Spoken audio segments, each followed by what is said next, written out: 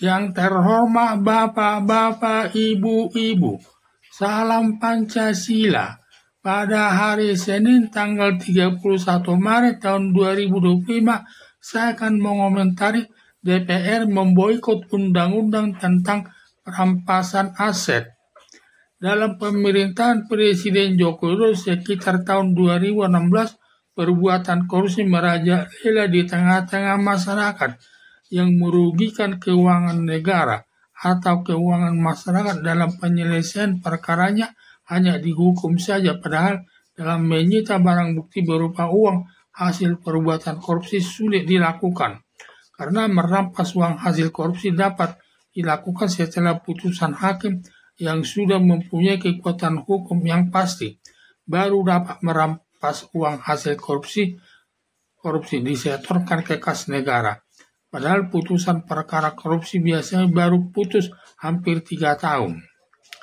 Untuk mempermudah menyita atau merampas uang hasil korupsi untuk disetor ke kas negara, dalam pemerintahan mantan Presiden Joko Widodo telah mengusulkan ke DPR sekitar tahun 2022 untuk membuat undang-undang tentang perampasan aset.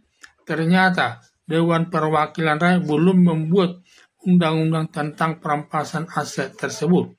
Lalu sekitar 2 tahun kemudian, mantan Presiden Joko Widodo menanyakan lagi kepada Puan Maharani selaku Ketua Umum Dewan Perwakilan Rakyat.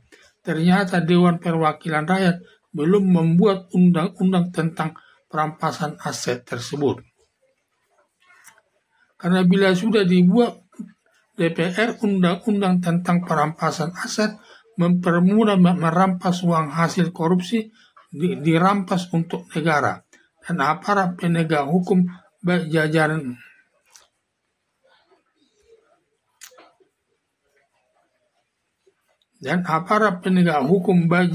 kepolisian, Kejaksaan Agung, dan Komisi Pemberantasan Korupsi mempermudah perampasan uang hasil korupsi ketika tersangka dalam proses penyidikan. Penyitaan barang bukti berupa uang hasil korupsi saat itu langsung dapat merampas uang korupsi tersebut dan langsung disetor ke kas negara, sedangkan dalam berkas perkara dibuat catatan dalam bukti berupa uang korupsi dengan sejumlah tertentu, sehingga dalam persidangan tidak perlu membawa barang buktinya berupa uang korupsi. Setelah sidangnya berlangsung selama 3 tahun, baru diputus hakim.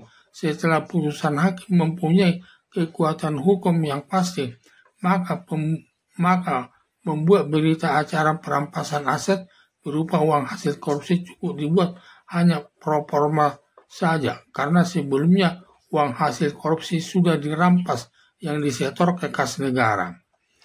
Keuntungan dengan adanya undang-undang tentang perampasan aset tersebut, pertama, di satu sisi dapat langsung dirampas uang hasil korupsi dan langsung disetor ke kas negara yang tidak mungkin hilang lagi. Kedua, setelah dirampas uang hasil korupsi langsung disetor ke kas negara dan negara langsung dapat menggunakannya untuk membangun negara. Dan nilai uang yang dikorupsi belum menurun nilai rupiahnya. Demikian juga bila barang buktinya berupa mobil mewah dapat dilelang dengan harga yang tinggi kepada masyarakat. Sampai mantan Presiden Joko Widodo serah terima jabatan Presiden dari mantan Presiden Joko Widodo kepada Presiden Prabowo Subianto pada tanggal 20 Oktober tahun 2024 di depan Dewan Permusyawaratan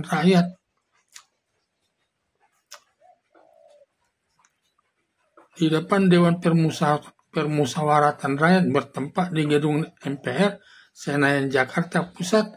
Belum dibuat Dewan Perwakilan Rakyat undang-undang tentang perampasan aset tersebut.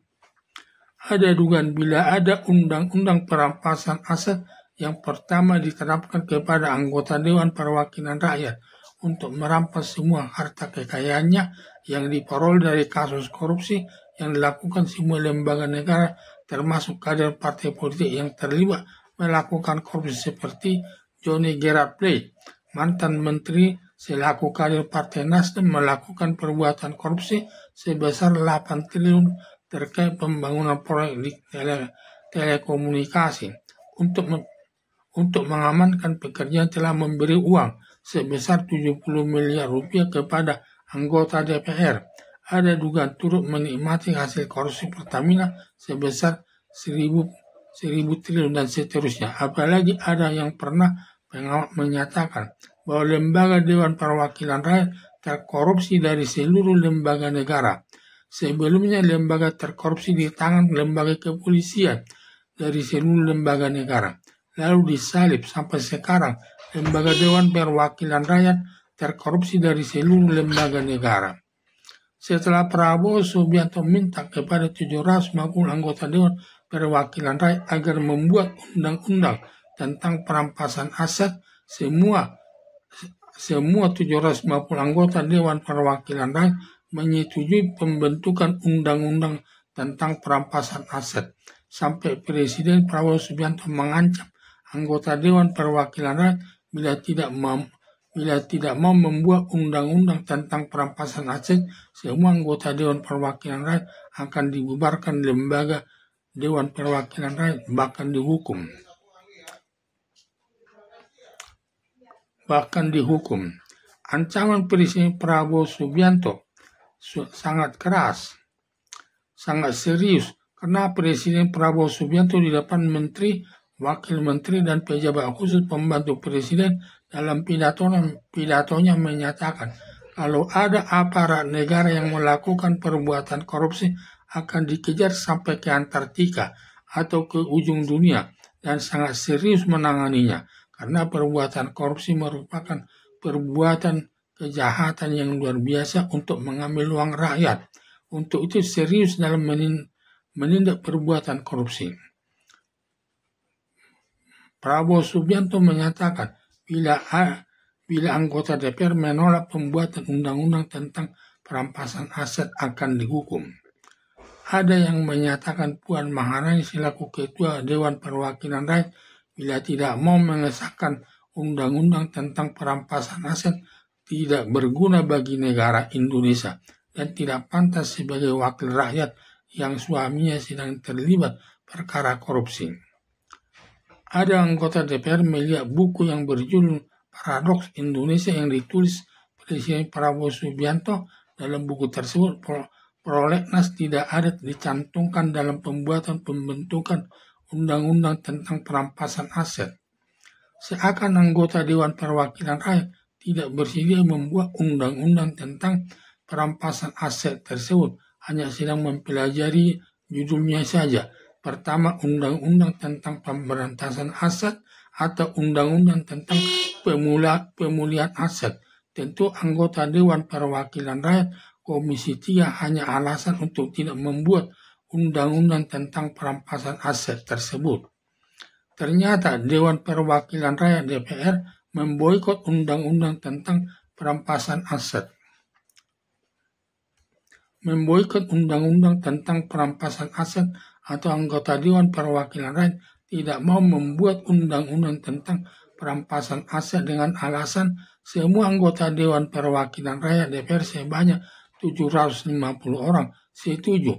Hanya saja semua pimpinan anggota Dewan Perwakilan Rakyat bukannya tidak setuju pembentukan undang-undang tentang perampasan aset. Karena semua anggota DPR tergantung dari atasannya masing-masing selaku ketua partai politiknya, yang jumlahnya ada 11 partai politik yang lolos ke Senayan, antara lain Ketua Partai Demokrasi Indonesia Perjuangan Megawati Soekarno Putri, Ketua Partai Gerindra Prabowo Subianto, Ketua Partai Golkar Bahlil Lahadalia, Ketua Partai Demokrat Agus Harimurti Yudhoyono, Ketua Partai Amanat Nasional Zulkifli Hasan, Ketua Partai Nasdem Suryo Paloh, Ketua Partai Kebangkitan Bangsa Muhaimin Iskandar.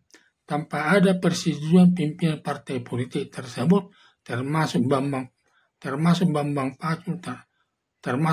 Pacul dan anggota Dewan Perwakilan Rakyat yang lain, sebanyak 750 orang tidak berani membuat undang-undang tentang perampasan aset tersebut.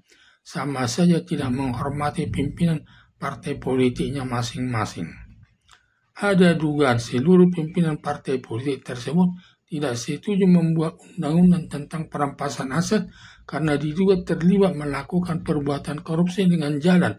Semua anggota Dewan Perwakilan Rakyat yang melakukan perbuatan korupsi, sebagian hasil korupsi tersebut diserahkan kepada ketua umum partai politiknya masing-masing.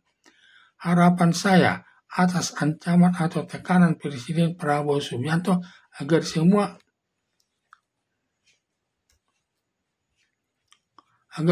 anggota Dewan Perwakilan Rakyat membuat undang-undang tentang perampasan aset yang dapat memiskinkan para koruptor yang berdampak tidak